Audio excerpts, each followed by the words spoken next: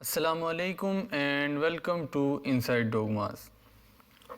آج ہم نے چند ایسے بڑے مسائل کے بارے میں بات کرنی ہے جن کے پیدا ہونے کی وجہ سے ہمارے معاشرے کے اندر بگاڑ پیدا ہو رہا ہے اور ہمارے معاشرے کے اندر طلاق جیسی بیماری کی شرح کثرت سے بڑھ رہی ہے اور بے حیائی اور فحاشی عام ہو رہی ہے۔ اس کے اندر سب سے پہلی وجہ جو ہے وہ ہم لوگوں کے اندر خاندانی نظام کا ختم ہونا ہے۔ بنیادی طور پہ خاندانی نظام ہمارے مذہب کی طرف سے دیا گیا ہمیں ایک بہترین تحفہ ہے، اپنے اللہ تعالیٰ کی طرف سے دیا گیا ایک بہترین تحفہ ہے، جو کہ اسلام پوری امت مسلمہ کو ایک مضبوطی، ایک اتحاد اور ایک منظم رشتے کی صورت میں دیتا ہے۔ جیسے جیسے وہ ہمارے معاشرے کے اندر سے ختم ہو رہا ہے، ہمارے معاشرے کے اندر برائیاں اور اکثر بے حیائی والی چیزیں جنم لے رہی ہیں۔ سب سے پہلی جو اس کی وجہ ہے وہ ہم لوگوں کے اندر گورا کلچر کو کاپی کرنا ہے۔ یہ والا ایوولوشن 1960 to 70 کے درمیان انگریزوں میں آیا تھا کہ فیملی کلچر کو ختم کیا جائے، کیونکہ ان کو لگتا تھا کہ یہ عورت کو باندھ کے رکھنے والا ایک نظام ہے جو کہ نہیں ہونا چاہیے۔ تو پھر انہوں نے، میں وہ ورڈ نہیں یوز کروں گا، انہوں نے پارٹی سسٹم کو انٹروڈیوس کروایا، اور جس کے اندر بے حیائی، فحاشی، عیاشی ایسی بڑھنا شروع ہوئی، اور وہ بڑھتی بڑھتی انڈین کلچر کے اندر پہنچی، وہاں جا کے اس نے تباہی مچائی، ابھی تک مچا رہی ہے۔ اور جب بھی کوئی ایسا کلچر آتا ہے، سب سے پہلے جو ریپرزینٹ کرنے والی اس کو چیز ہوتی ہے وہ میڈیا ہوتا ہے، اور میڈیا نے اس کو ریپرزینٹ کرنا شروع کیا، اس کو پھیلانا شروع کیا، اور اس کی وجہ سے ہالی ووڈ سے بالی ووڈ اور بالی ووڈ سے پاکستان کے اندر وہ چیز بڑی کثرت سے پھیل رہی ہے۔ سب سے بڑی بیماری جو ہمارے ذہنوں کے اندر سرایت کر چکی ہے وہ اپنے آپ کو کمتر سمجھنے کی ہے، کیونکہ پاکستان بننے کے بعد سے لے کے اب تک ہم لوگ، پہلے ہم فزیکلی غلام ہوتے تھے، اب ہم مینٹلی غلام بن گئے ہیں، ذہنی طور پہ غلام بن گئے ہیں۔ اور اس کی سب سے بڑی وجہ یہ ہے کہ ہم لوگوں کو سکھایا ہی نہیں گیا کہ ہم لوگوں نے علم حاصل کر کے کرنا کیا ہے۔ ہم لوگوں کو صرف یہ سکھایا گیا ہے کہ ہم نے ڈگری حاصل کرنی ہے، اور اس کی وجہ سے آج ہم ذہنی اس طرح کے غلام ہیں کہ ہم لوگوں کو بدلنا بہت مشکل ہے۔ اس غلامی کی سب سے بڑی مصیبت یہ ہے، سب سے بڑا ظلم یہ ہے کہ جو غلام ہوتا ہے وہ کوشش کرتا ہے کہ وہ اتنی محنت کرے کہ وہ اپنا مالک جیسا بن جائے، لیکن وہ یہ بھول جاتا ہے کہ اس کو بننا کیا چاہیے، اس کی اپنی شناخت کیا ہے، اور وہ شناخت آج ہم لوگ کھو چکے ہیں۔ سب سے بڑا مسئلہ تو یہ ہے۔ پھر اب میڈیا کا رول اس میں یہ ہے کہ جو بھی ایسا کلچر جو بے حیائی اور فحاشی کو عام کرے اس کو پھیلانا، بہت تیزی کے ساتھ پھیلانا، اور اس سے کیا ہوتا ہے کہ ہم لوگوں کی سوچوں کے اندر، ہم لوگوں کی زندگیوں کے اندر مختلف چیزوں سے فرق پڑتا ہے۔ سب سے پہلی چیز کیا ہوتی ہے کہ ہمارے لباس کے اندر فرق پڑتا ہے۔ میں نے لباس کے لیے ایک باقاعدہ ویڈیو الگ سے بنانی تھی، لیکن میں نے اس ٹاپک کو اسی کے اندر مرج کیا ہے کیونکہ اسی کے ساتھ انٹر ریلیٹڈ تھا، اور بعد میں اگر میں بناتا تو اس کو اتنا فائدہ نہیں ہونا تھا جتنا اس کے اندر شاید ہو جائے۔ سب سے پہلے لباس کی بات کر لیتے ہیں کہ لباس کی وجہ سے ہماری معاشرے کے اندر کس قسم کا بگاڑ پیدا ہو رہا ہے۔ ہمارا لباس ہمیشہ سے، کسی بھی قوم کا لباس اس کی تہذیب اور ثقافت کی عکاسی کر رہا ہوتا ہے، اور تہذیب اور ثقافت سے ہٹ کے بھی اس کی اپنی ایک شناخت ہوتی ہے، جو کہ انسان کے لباس کے ذریعے اس کی شناخت پتہ چلتی ہے، اس کا ذہن کا پتہ چلتا ہے، اور اس کا آئینہ اس کا لباس ہوتا ہے۔ اب پاکستان میں کیا ہو رہا ہے کہ بچپن میں جب بچہ پیدا ہوتا ہے تو یوزلی ہم لوگ مارکیٹ سے کپڑے خریدتے ہیں، اسپیشلی فار فیمیلز، تو بچیوں کے لیے ہم لوگوں کو کپڑے ملتے ہی نہیں، جو ملتے ہیں جس طرح کی، کیونکہ ہمارا ایک نظام ہے، دینی نظام، اس کے اندر ہمیں بچپن سے لے کے ہماری ٹریننگ شروع ہو جاتی ہے، جس دن بچہ پیدا ہوتا ہے اس دن سے لے کے اور آخری دن تک، جب تک بندہ مر نہیں جاتا۔ اور اس کے اندر ٹریننگ کے اندر یہی ہوتا ہے کہ ہم لوگ بچپن سے لے کے آخر تک اپنی دینی اقتداروں کو، دینی مذاہب کو اپنے اندر سمجھنے اور سیکھنے کے لیے لاگو کرنے کی کوشش کریں۔ اب ہوتا کیا ہے کہ ہم لوگوں کو مارکیٹ میں ملتے ہیں سلیو لیس ڈریسز، یہ ایسے کپڑے جس کے اندر گلا بہت زیادہ ننگا ہوتا ہے، یا بہت زیادہ کھلے نہیں ہوتے، تنگ ہوتے ہیں، تو ایسی سارے کپڑے ہمیں بچپن سے ملنا شروع ہو جاتے ہیں، اور پھر وہ ایک ہم کہتے ہیں بچے کو کیا پتہ ہے، صرف اس نے جسم ہی ڈانگنا ہے، اور وہ شروع ہوتا یہاں تک پہنچ جاتا ہے کہ بچہ یا بچی بلوغت کی سٹیج کو پہنچ جاتے ہیں۔ عام طور پہ لڑکیاں 12-13 سال کی عمر میں بالغ ہو جاتی ہیں، اور اس وقت کیا ہوتا ہے کہ جب ہم مارکیٹ میں جاتے ہیں، آپ آج بھی اس چیز کو ایکسپیرینس کر کے دیکھ لیں کہ آپ کو بڑے بڑے برانڈز کے اندر جتنے بھی فیشن کو فالو کرنے والے برانڈز ہیں، کہیں آپ کو پورا لباس جس میں سلیوز بھی ہوں، دوپٹہ بھی ہو،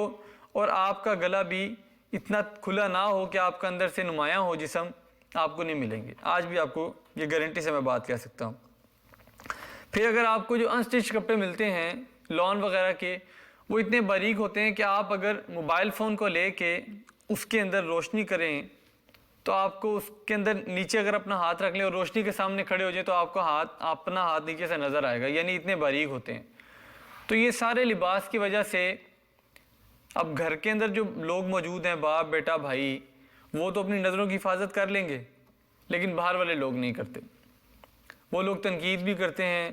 وہ لوگ اس سے اپنا ٹھرک بھی پورا کرتے ہیں، وہ لوگ اس سے اپنی آنکھیں بھی ٹھنڈی کرنے کی کوشش کرتے ہیں، کیونکہ برائی کو جس طرح مرضی پھیلایا جائے، برائی بہت تیزی سے پھیلتی ہے، اور اس سے پھر لوگوں کے اندر فرق آتا ہے، سوچوں کے اندر فرق آتا ہے، اور پھر ایک ماں بہن بیٹی کو بری نظر سے دیکھا جاتا ہے، اور پھر اس طرح معاشرے میں بگاڑ پیدا ہونا شروع ہو جاتا ہے۔ لوگوں کی سوچ میں جب گند آنا شروع ہوتا ہے تو انہوں نے اس گند کو کہیں نہ کہیں نکالنا بھی تو ہوتا ہے، اور پھر اس سے مسائل بڑھنا شروع ہو جاتے ہیں۔ اس کے بعد اگر بات کریں تیسرے نمبر پہ جو وجہ ہے وہ پارٹی سسٹم کا رائج ہونا ہے۔ اس کے اندر بھی سب سے بڑا رول میڈیا کا ہے۔ میڈیا نے جو زندگی کا نقشہ ہم لوگوں کو دکھانا شروع کر دیا ہے، اس کے اندر کیا ہے کہ عارضی خوشی کو حاصل کیا جائے اور مستقل خوشی کو بھول جایا جائے۔ عارضی خوشی کیا ہے؟ سپوز آپ کوئی گیم کھیلتے ہیں، اس سے جو آپ کو خوشی ملتی ہے وہ ٹیمپوریری ہوتی ہے، آپ گیم کھیلنے کے بعد اس کا اثر آپ سے نکل جائے گا، تھوڑی دیر تک رہے گا، جب وہ نکل جائے گا پھر آپ اس کے بعد اسی سٹیج پہ آ جائیں گے۔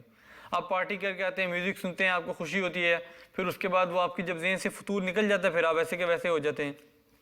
آپ نے کوئی مووی دیکھی، آپ کا پسند کا کریکٹر وہ کام کر کے جو ہیرو کو کرنے چاہیے، آپ کو مزہ آیا، آپ جیت گئے، لیکن پھر آپ وہیں کے وہیں۔ یہ عارضی خوشی۔ اب ہمیشہ خوشی کیا ہے؟ اس کا سوال، اس کا جواب ڈھونڈنے کے لیے سب سے بڑی جو وجہ ہے اس پارٹی سسٹم سے اپنے آپ کو خوشی پہنچانے کی، وہ ہے دین سے دوری۔ اب ہمارے مذہب کے اندر ہم لوگوں کو بچپن سے لے کے قبر تک کے مسائل، چھوٹے چھوٹے مسئلوں سے، چھوٹی چھوٹی چیزوں سے اور ہر چیز سے ہمیں رہنمائی مل جاتی ہے۔ جب سے ہم نے میڈیا کو اصل حقیقت مان لیا کہ جو میڈیا کے اندر زندگی ہمیں دکھائی جا رہی ہے، جو ڈراماز کے اندر ہمارے کریکٹر کے ذریعے دکھائی جا رہی ہے ہم لوگوں کو، جو ہمارے گھروں کے نظام کو بدلنے کے لیے وہ چیزیں دکھائی جا رہی ہیں، اس سے سب سے بڑا مسئلہ پیدا ہوا اور ہم دین سے دور ہو گئے۔ ہم لوگوں نے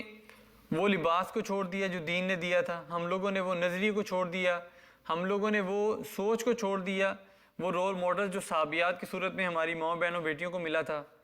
ہم نے وہ قرآن کو جو رول ماڈل بک ملی تھی اس کو چھوڑ دیا، تو یہ مسائل پیدا ہونا شروع ہو گئے۔ اور اس کے بعد سب سے امپورٹنٹ بات جو سب کے لیے، ہم لوگوں نے سب سے پہلے نماز کو سمجھ کے پڑھنا چھوڑا، پھر نماز کو پڑھنا ہی چھوڑ دیا، اور جب ہم نے اس نماز سے اتنی دوری اختیار کر لی تو مسائل بہت تیزی سے جنم لینا شروع ہو گئے۔ ہم نماز پڑھتے ہیں، جو پڑھتے ہیں ان کو زیادہ بہتر پتہ ہوگا، جو سمجھ کے پڑھتے ہیں ان کو تو بالکل یقینی طور پہ پتہ ہوگا کہ ہم نماز میں کیا مانگتے ہیں۔ صراط الذین انعمت علیہم، ان لوگوں کا راستہ جن پہ تو نے انعام کیا۔ اب انعام کن لوگوں پہ ہوا اس چیز کا ہمیں پتہ ہی نہیں، کیونکہ ہم لوگوں کو عارضی خوشی کا پتہ ہے۔ اس بندے پہ انعام ہوتا ہے جو اللہ تعالیٰ کا قرب حاصل کر لیتا ہے، جب اس کو وہ نعمت مل جاتی ہے۔ یہ کوئی عام بندے کو ملنے والی چیز تو نہیں ہے۔ آپ دیکھیں کہ شوبز کے اندر کئی ایسے لوگ ہیں جنہوں نے شوبز کو چھوڑ کے ریلیجن کی طرف ڈائریکٹ وہ آئے ہیں، اور ان لوگوں کو وہ عارضی خوشی سے نکل کے جب مستقل خوشی کی طرف آئے تو ان کو پتہ چلا، اور مجھے نہیں نظر آیا کوئی بندہ جو آگے وہ واپس پلٹ کے گیا ہو، کیونکہ اس کو حقیقی خوشی مل گئی۔ تو پھر اگلی بات ہم کیا کہتے ہیں؟ غیر المغضوب علیہم ولا الضالین۔ غیر المغضوب وہ لوگ جن پہ تیرا غضب ہوا۔ غضب کن لوگوں پہ ہوا؟ کہ اللہ تعالیٰ نے جن کے اوپر اپنا غصہ نکالا کہ وہ جو مرضی کریں، ان کا کوئی تعلق نہیں۔ ولا الضالین، اور وہ گمراہ لوگ، اب گمراہی میں پڑ گئے، ان کو صحیح اور غلط کا فرق ان کے اندر سے نکال دیا گیا۔ ان کی ضمیر کے اندر جو فرق کرنے والی چیز تھی اس کو ختم کر دیا گیا۔ امام ابن جوزی کی ایک بات ہے، امام ابن جوزی فرماتے ہیں کہ انسان کو اللہ تعالیٰ کی طرف سے ملنے والی سب سے بدترین سزا یہ ہے کہ اس کے اندر سے وہ گناہ کرنے کا وہی نکال دیا جائے، گناہ کرنے کی جو ایک ہوتا ہے نا کہ آپ کو ندامت ہوتی ہے، وہی نکال دیا جائے کہ وہ گناہ کر رہا ہے، اس کو پتہ ہی نہ چلے کہ وہ گناہ کر رہا ہے کہ نہیں کر رہا، اس کے اندر سے وہ فرق ہی نکال دیا جائے، تو یہ سب سے بڑی سزا ہے۔ تو وہ گمراہی والے اور ان لوگوں پہ جن پہ غضب ہوا،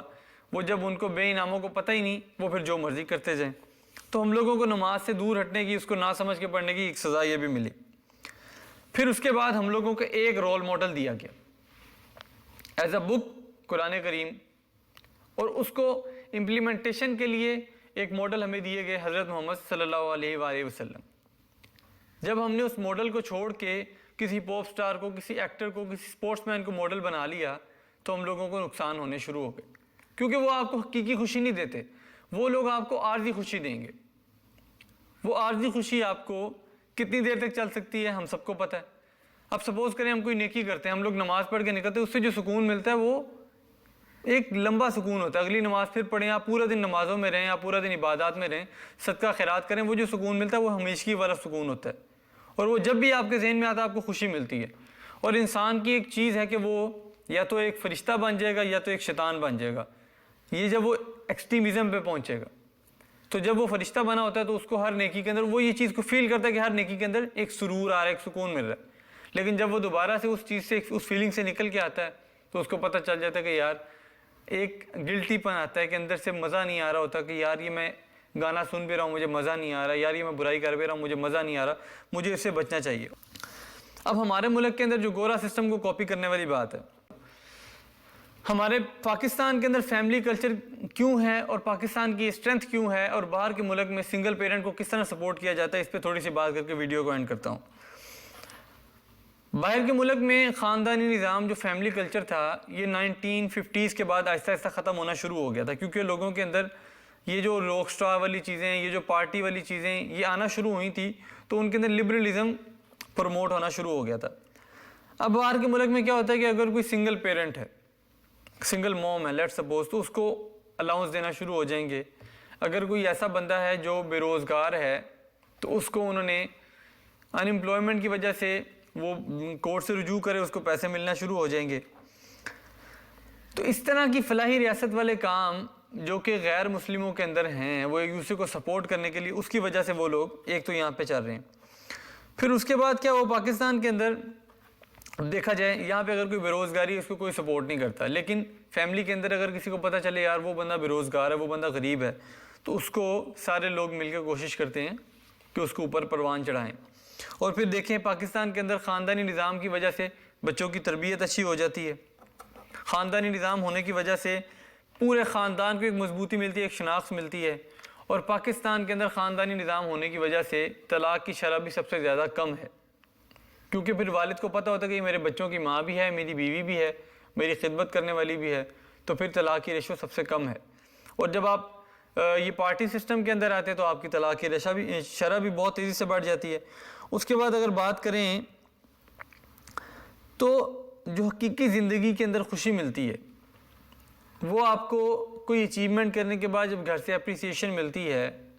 تو پھر جو آپ کو ایک اسٹرینتھ ملی ہوتی ہے آپ کی فیملی کی طرف سے، آپ کو سپورٹ ملتی ہے برے وقت کے اندر، اچھے وقت کے اندر، لوگوں کا جو ایک اکٹھا ہونا ہوتا ہے آپ کو پروموٹ کرنے کے لیے، آپ کو سپورٹ کرنے کے لیے، یہ صرف آپ فیملی کلچر میں انجوائے کر سکتے ہیں۔ لیکن اگر آپ گورا کلچر کے اندر آئیں تو وہاں پہ یہ چیز نہیں ہوتی، وہاں پہ آپ کو آہستہ آہستہ انہوں نے آپ کے اندر سے پردہ ختم کیا۔ پہلے آپ گورے بھی پہلے دیکھ لیں 1940s 50s کے اندر پورا لباس پہنتے تھے، اور اس کے بعد وہ لباس کا پردہ ختم ہوا، پھر لباس ان سے بہت ہی کم ہو گیا، پھر ان کے رول ماڈلز بالی ووڈ والوں نے فالو کیا، اور پھر آہستہ آہستہ وہ پاکستان کے اندر آج وہ چیز کثرت سے ہمارے سامنے ہے۔ تو اب ہمیں کرنا کیا ہے؟ ایٹ دا اینڈ اگر ان مسائل کو حل کرنا ہے تو سب سے پہلے ہمیں اللہ تعالیٰ کی طرف رجوع کرنا ہے، اللہ تعالیٰ کی طرف سے انعام مانگنا ہے جو ہمیں چاہیے۔ جب ہم اس چیز کو مانگیں گے، اس چیز کو سوچیں گے، تو ہم وہ ہمیشہ ملنے والی خوشی کو انجوائے کریں گے۔ اور دوسرے نمبر پہ ہمیں کیا کرنا ہے کہ اپنے آپ کے رول ماڈل کو بدلنا ہے۔ یہ سپورٹس مین، یہ کرکٹر، یہ شوبز سے کوئی بندہ، یہ ٹیمپورری تو آپ کے کام آ سکتے ہیں، آپ کو خوشی دے سکتے ہیں لیکن ہمیشہ نہیں. اور ہم لوگوں کو جو میڈیا دکھا رہا ہے کہ آپ جو زندگی اسلام کے اندر گزارنا چاہتے ہیں وہ بہت مشکل زندگی ہے, تم لوگ نہیں گزار سکتے. جو زندگی تم دیکھ رہے ہو یہ گزارنا زیادہ آسان ہے. اس سوچ کو اپنے اندر سے نکالنا ہے. اسلام ایک بہت سیدھا سیدھا دین ہے, اور اس دین کے اندر ہمیں ایک بڑے آسان سی کتاب کو اپنی زندگی میں ڈھالنے کا کہا گیا, اور رول ماڈل حضرت محمد صلی اللہ علیہ وسلم کو رکھا گیا ہے. ان کو سمجھنا سیکھنا بہت آسان ہے, اور بہت پیار محبت سے انہوں نے پوری دنیا کو سکھایا. آج ہم ان سے دوری کی وجہ سے مار کھا رہے ہیں. تو دوسری بات یہ کہ ہمیں اپنے رول ماڈل بک کو بدلنا ہے اور مذہب کو بدلنا ہے. تیسری بات, اپنے بچوں کے اندر چھوٹی چھوٹی تربیت کے لحاظ سے اخلاقیات والی چیزوں کو ڈالنا ہے. سب سے پہلے لباس سے شروع کرنا ہے. ان کے لیے خود لباس سیئیں, اور بچپن سے لے کے ان کی بلوغت کے بعد تک ان کو اس لباس کی عادت ڈالیں, اور اپنے کلچر کو فالو کرنے کی کوشش کریں. آہستہ آہستہ اپنی تہذیب کو واپس لائیں گے تو انشاءاللہ ہم لوگ آخر تک اپنے آپ کو کسی مستقل مقام تک پہنچا لیں گے. اب میڈیا انڈسٹری بھی اسی لیے گرو کری کیونکہ میڈیا کو ہم لوگ ہی دیکھتے ہیں. اگر ہم لوگ دیکھنا چھوڑ دیں گے, ہم لوگ جو دیکھنے کی ان سے خواہش کریں گے وہ بنانا شروع کر دیں گے, کیونکہ انہوں نے اپنی دکان چلانی ہے. جب ہم لوگ بے حیائی دیکھنے کی طرف آ گئے ہیں تو انہوں نے ہمیں وہی دکھانا شروع کر دی ہے. اور اگر ہم لوگ صحیح چیزیں دیکھنے کی طرف آئیں گے, صحیح چیزیں ماننے کی طرف آئیں گے تو انشاءاللہ ہم لوگ اس میں بھی کامیابی حاصل کریں گے. تو میری اللہ تعالیٰ سے دعا ہے کہ اللہ تعالیٰ ہم سب کو امن, اتفاق اور سلامتی دے. اور ہمارے ملک کے اندر اس ٹائم دیکھیں تو طلاق کی شرح بہت تیزی سے بڑھ رہی ہے, کیونکہ گوروں کے اندر اس ٹائم 70 to 80% طلاق ہو جاتی ہے شادی کے بعد. اور آہستہ آہستہ پاکستان میں بھی وہ کام ہونا شروع ہو گیا, کیونکہ جو میں نے ٹیمپورری ہیپینس اور پرماننٹ ہیپینس کا بتایا فرق, وہ جب نظر آتی ہے کہ شادی سے پہلے والی زندگی جو گرل فرینڈ بوائے فرینڈ والی زندگی تھی وہ تو بڑی اچھی تھی, شادی کے بعد جب وہ پروفیشنل لائف میں آتے ہیں تو مشکل ہوتا ہے, اس لیے پھر گھر ٹوٹ رہے ہیں. تو اللہ تعالیٰ سے دعا ہے کہ اللہ تعالیٰ میاں بیوی کو بھی, تمام مسلمانوں کو بھی آپس میں متحد رکھے, اور ان بیماریوں کو جو کہ ہمیں ویسٹ سے ہمارے درمیان آئی ہیں, مغرب سے ہمارے درمیان آئی ہیں, ان کو ہم سے دور رکھے, اور ہم لوگوں کو اپنے دین کے سائے تلے سمجھنے, سیکھنے اور مل کر چلنے کی توفیق دے. اسی دعا کے ساتھ آپ سے اجازت چاہوں گا. ہمیں اجازت دیجیے. اللہ نے کے بعد.